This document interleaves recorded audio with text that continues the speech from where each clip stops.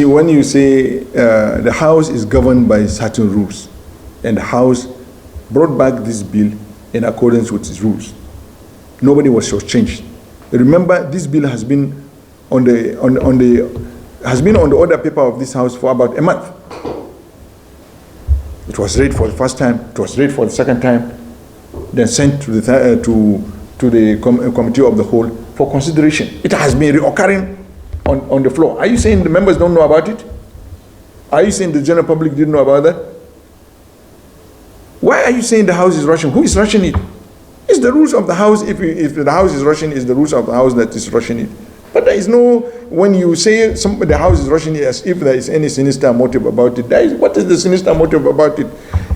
Whose benefit? It's not my benefit, it's the benefit of all Nigeria, because water is a common resource to all people.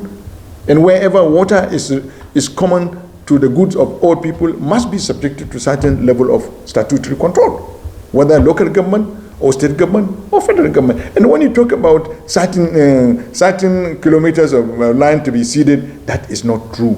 Show me which section of that bill that said about that. That clearly shows the people were not following. When public hearings were conducted, such issues that were raised were taken off the bill.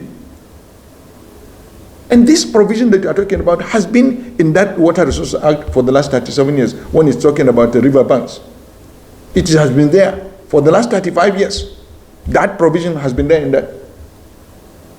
And what do you mean by taking river banks and give it to herdsmen? That's the concern. No, excuse me, please. Excuse me, please. Let's not be so skeptical. Let's not be mischievous. What do you mean by herdsmen? What do you mean by herdsmen? What do you mean by herdsmen? You mean you take certain kilometers on the river Niger and give it the herdsmen? Do you know the hydrological baseline and formation of River Benue or River Niger? You don't know that people are talking. Is there any river without bank? Some banks need to be even protected because they are a threat to the community. Some river banks. Who will take the banks of River Benue and River Niger and do anything? But they need to be protected because they are susceptible to erosion, they are susceptible to other communities. Who will protect them? So when people begin to speculate this kind of mischievous and egregious kind of comments about something that has been there for the last 35 years, it only gives us a reason for people to sit down and reflect, hey, what are people talking about? Hey, because the herdsman issue, it's now the common phrase that people will be blackmailed in this country, that people are associating this legislation that has been there for the last 35, 34, 27, and 10 years. Those are the legislation that were brought together, consolidated, so that we have a common water sector legislation to develop a regulatory framework, manage it, develop it, conserve it. Because water is an important issue. It has political, it has economic good, it has social good, it has environmental good, and it has human rights goods. This is what this bill is talking about. It has identified all these issues, and then let's see how we can sustain this and develop it. Can you imagine we have over 700 billion naira value chain in the water sector? So the issue of taking the river banks, the kilometers, how many kilometers are the river bank? Do you find kilometers of river banks? No. It's because people don't even seem to understand the hydrological formation of rivers. I can see sentiments. What is coming is not Benue State, it's the governor of Benue State. And the governor of Benue State is an investor in the water sector. And he knows the consequences of this bill for investors in water sector. They will be regulated. He's a big time investor. He has 2 big companies in the water sector. And he uses, exploit, obstruct, and extract the water resources of Benue State or federal government without paying anything. And he ends up selling to the general public, particularly the Benue people. And this is the crux of the matter. So it's not about Benue. It's not about Benue because I have not heard Kogi's governor talking about, and the confluence of the two rivers are in Kogi State. I have not heard the governor of Edo State talking about this. I've not heard the governor of Kebbi State is talking about this. I've not heard the governor of Nasarawa or Adamawa or Taraba. They are all on these major rivers. Or even in Delta, Ethiop River, or even in Katsina, Kebbi, Zamfara, Sokoto, they are in Rima River. Or what about Kaduna and others? What about Borno? What about Kano? What about Gombe? They are all rivers that traverses more than one state. None of them is complaining. Who will make legislation on a river where there are 4 or 5 states on it? This is what this bill is talking about. So there must be an arbiter in the process, which was not there before.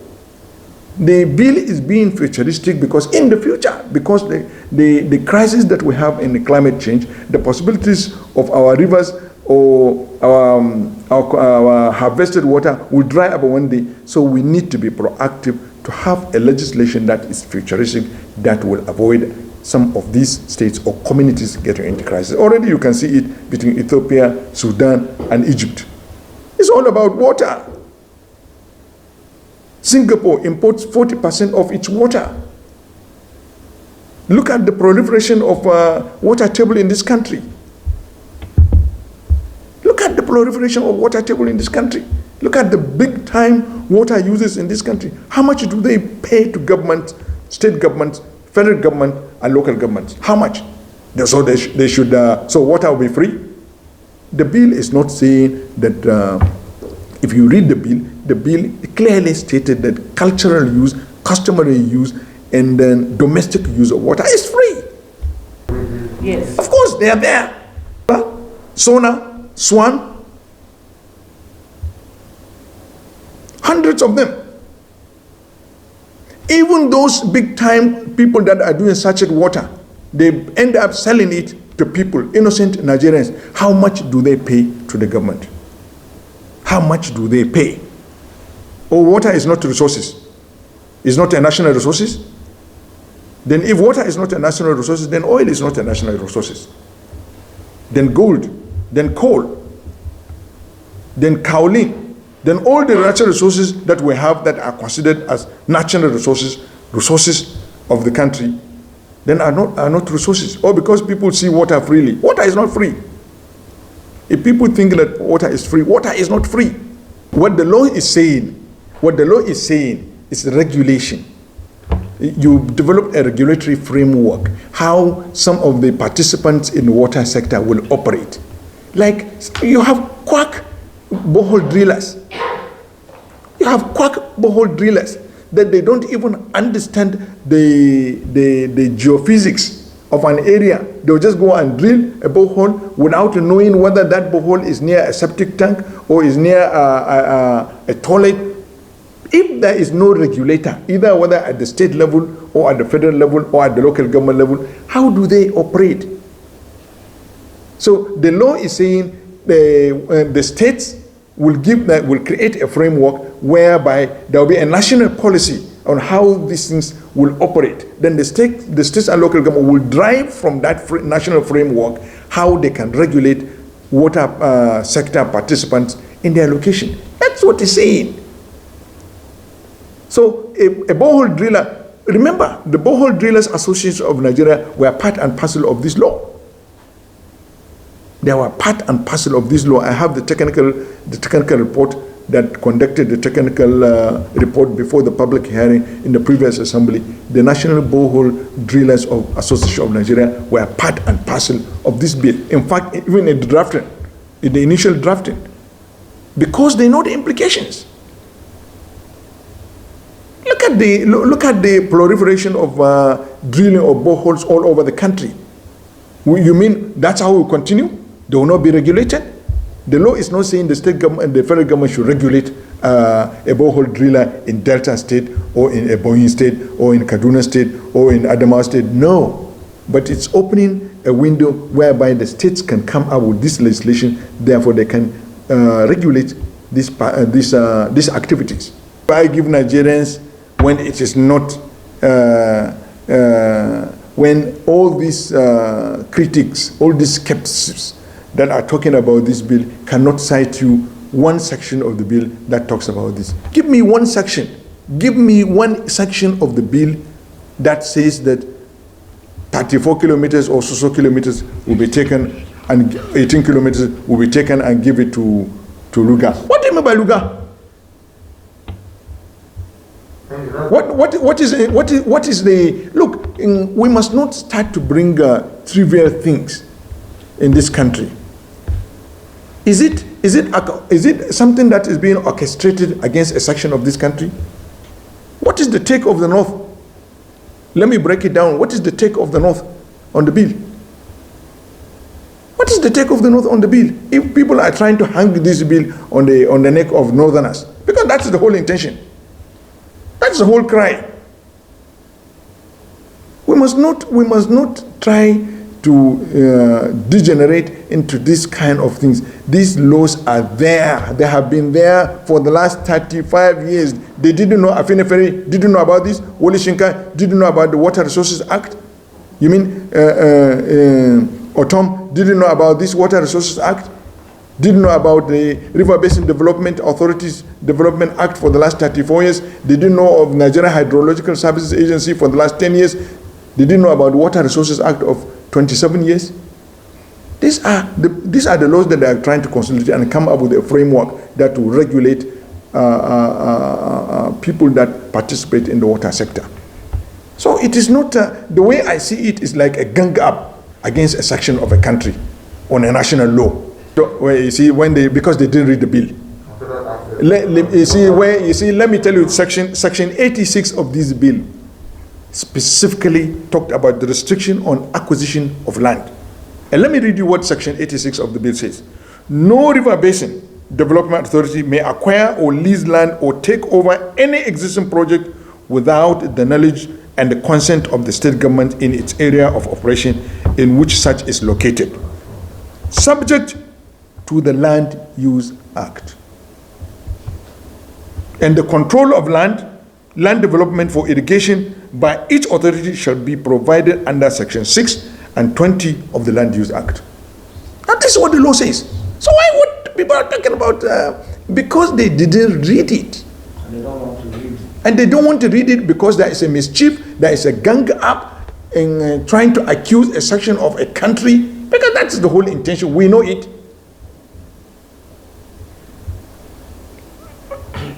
And about those that are talking about this, some of these things are sponsored by big time investors in the water sector. These big time investors, they don't want to be regulated by the law.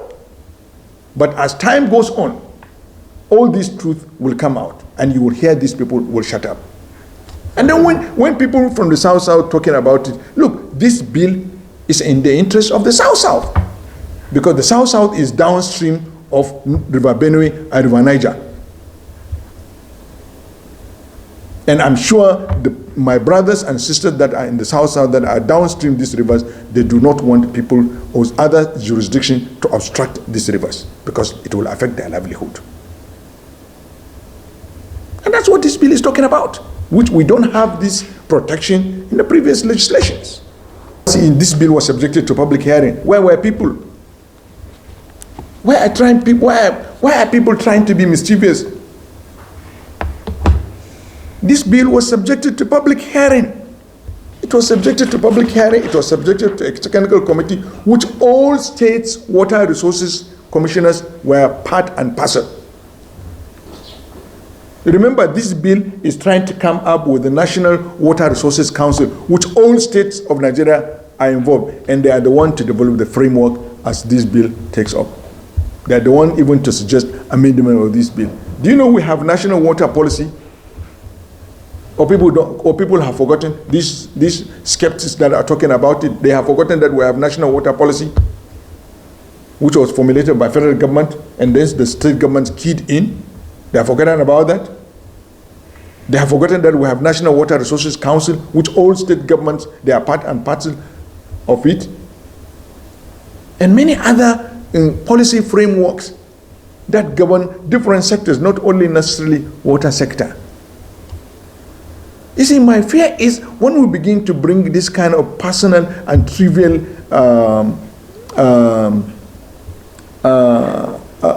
attitude and sentiments to national laws, it doesn't help the country.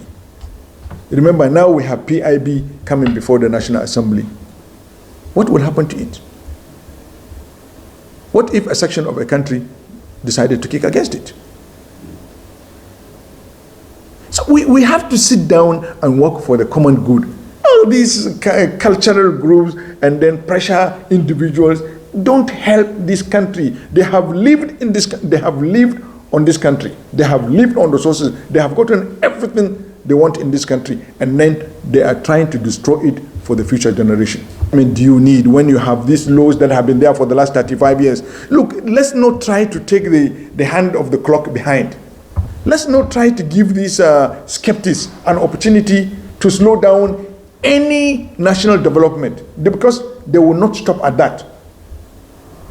It's incumbent on every reasonable Nigerian to get on board over this, and let's move on. It's for the future of this country. We must come up with a beautiful, progressive, sustainable framework that will regulate our water sector. What is it going to benefit President Buhari? What is going to benefit Sada Soli? What is going to benefit the Minister of Water Resources if they do this bill? What is the benefit? My town is on a river that traverses 4 states. And we have a dam on that river. But before they would dam that river, Niger Republic, an agreement had to be signed. We had to release the water at one point of the year for it to get to the villages and towns downstream. And that dam was built by federal government, not state government. We have just made a confirmation. The water that goes to Lagos State is from Oyo State, because Lagos is an island, it's encircled by sea. So the federal government has to build that dam in Oyo State, and then water is reticulated to Lagos State. These are some of these things that that operate. Look, go to the US. All their rivers are regulated. Not only US. All jurisdictions. Go to Malawi. Go to Zimbabwe. Go to South Africa.